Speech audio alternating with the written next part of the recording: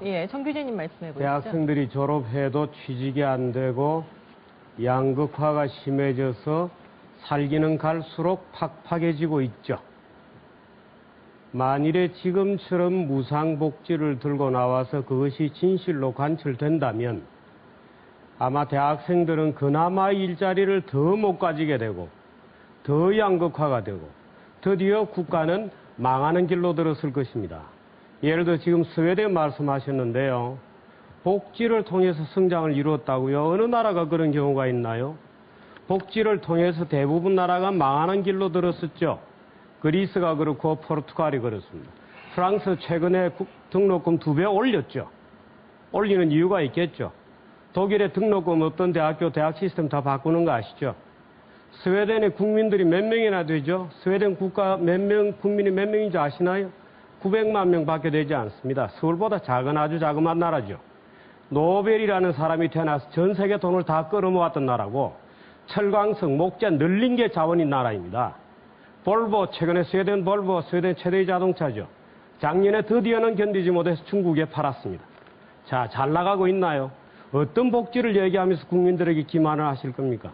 예를 들어서 무상복지, 보편적 복지라는 말은 다른 말로 얘기하면 무차별 공짜죠. 집도 공짜로 주시죠, 앞으로. 주택도 공짜로 주시죠. 지급도 공짜로 주고 월급도 공짜로 주시죠. 공짜, 무상의료, 무상복지 많이 듣던 말입니다. 지금 국민연금 병원 얘기를 하시는데요. 우리나라 의료 시스템은 이미 충분히 보편적 복지가 달성이 되어 있는 거 아시죠? 마치 지금은 의료가 전혀 안 돼 있고 새롭게 우리가 의료에 대해서 보편적 복지를 하자고 주장하시는 것 같이 주장하시면 거짓말인 거 아시죠? 건강보험 작년에 1조 3천억 원 적자 난 거 아시죠? 아시면서 왜 자꾸 엉뚱한 얘기를 하십니까? 공짜가 있는 것처럼 얘기하는 것은 모든 공짜는 다 거짓말에 기초해 있습니다. 예를 들어 지금 저는 한나라당을 옹호할 생각이 전혀 없습니다. 왜? 최근에 복지론정은 한나라당이 시작했죠. 박근혜 대표까지 복지론을 들고 나왔죠. 그러니까 민주당이 다급해졌습니다. 오케이. 말이 되건 안 되건 일단 저지르고 보자. 다 공짜로 해준다고 약속하자. 무상의료, 무상교육 좋습니다. 결국엔 어떻게 될까요? 무상의료, 무상교육 가장 잘 되어 있는 나라는 북한이죠. 인정하시죠? 가장 잘 되어 있는 나라가 북한인 거 인정하실 겁니다. 결국 그렇게 가는 것이죠. 어느 나라가 복지제도 가지고 성장을 이뤄낸 나라가 있나요? 그렇지 않습니다. 인생은 고단한 것이죠. 인생은 고단한 것을 인정을 하는 선에서 국민들을 설득하고 경제를 살려야지 고단한 인생에 뭔가 천국 같은 게 있을 거라고 얘기하는 것은 다 정치적 뇌물이거나 사회적인 뇌물이. 부탁은 아까 처음부터 제가 드렸던 거거든요.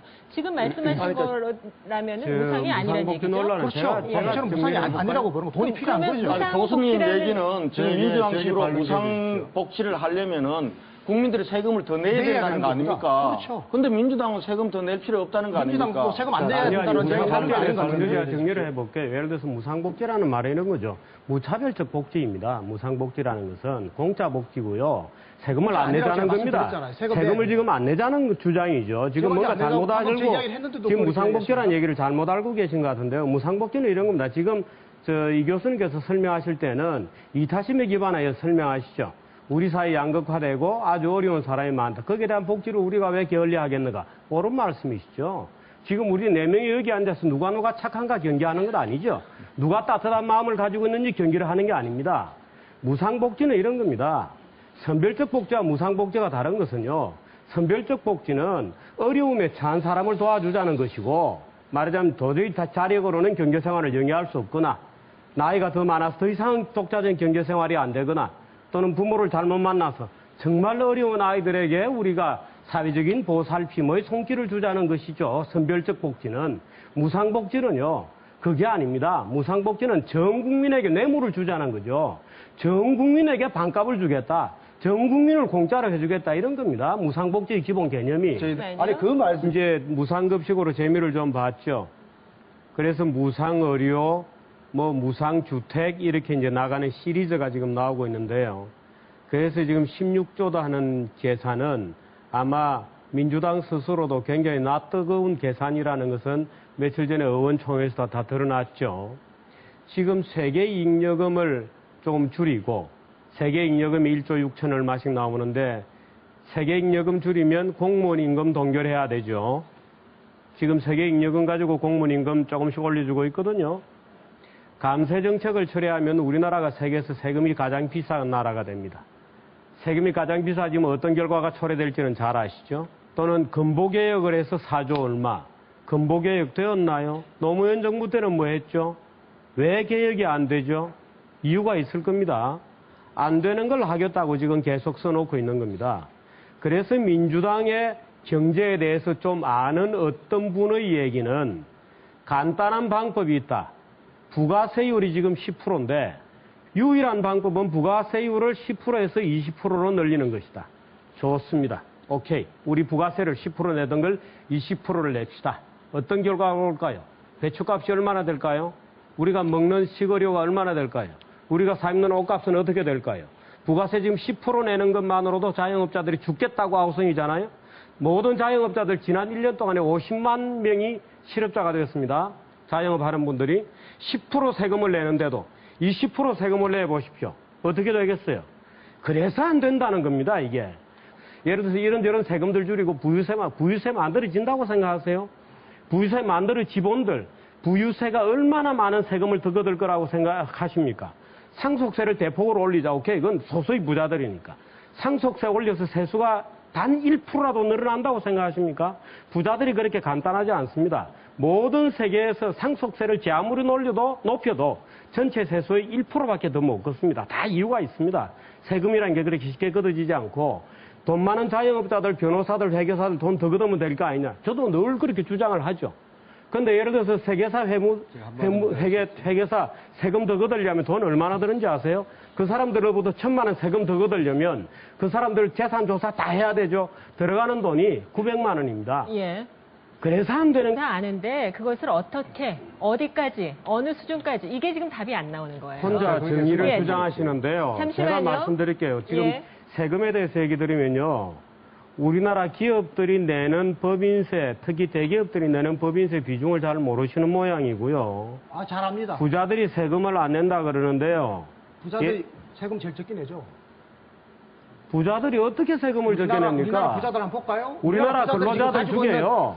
자산에 대한 세금을 우리나라 부자들만큼 적게 내는 나라가 어디 있습니까? 우리나라 자산 보유세 얼마나 우리나라 내는지 전체 0.1% 세금 내고 중에 있죠. 근로자의 절반이 세금 안 내는 거 아시죠? 알고 있죠. 예. 맞습니다. 근로자의 절반 세금 안 내고 있죠. 누가 세금을 적게 냅니까? 근로자의 절반은 세금 낼래도 만일에 부자들이 세금을 안 내면요. 월급을 쥐꼬리만큼 주니까 낼 게 없어서 못 내는 겁니다. 안 내는 게 부자들이 아니고요. 세금을 안 내면 잠시만요. 부자들이 네. 세금을 안 네. 내면 사회가 양극화되어 있다는 걸 인정하셔야 국세청에 돼요. 가서 얘기하세요. 정 국세청에 기자님. 가서 세금 안 내는 예. 자들을 포탈하라고 돈이 얘기하세요. 없으면 못 내는 예, 정 기자님 말씀하시죠. 사실 이 보편적 복지, 보편적 무상복지라는 정책이 들어가게 되면 진짜 복지가 필요한 분들에 대한 지원이 필연적으로 줄어들게 됩니다. 왜? 중산층들까지 나도 공짜로 해달라고 달려들게 되면 진짜 복지가 필요한 분들에 대한 복지가 줄어들게 되죠.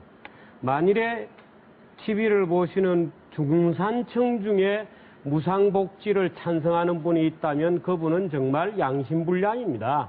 가난한 자들에게까지 갈 돈을 자기도 한 달에 끼어들자고 하는데 부진하지 않은 것이죠. 둘째는요.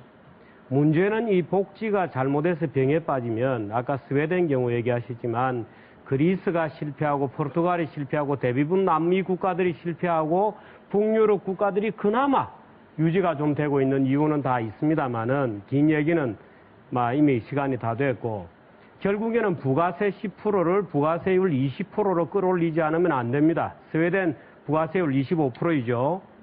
결국에는 부가세 10%를 부가세 20%로 올리는 과정에서 어떤 참담한 일이 벌어질지는 우리가 잘 알고 있을 테고 셋째는요. 국가 부채 가지고 복지하는 거는 여기 있는 젊은 세대들한테 외상 지는 겁니다. 젊은 세대를 착취하는 거예요.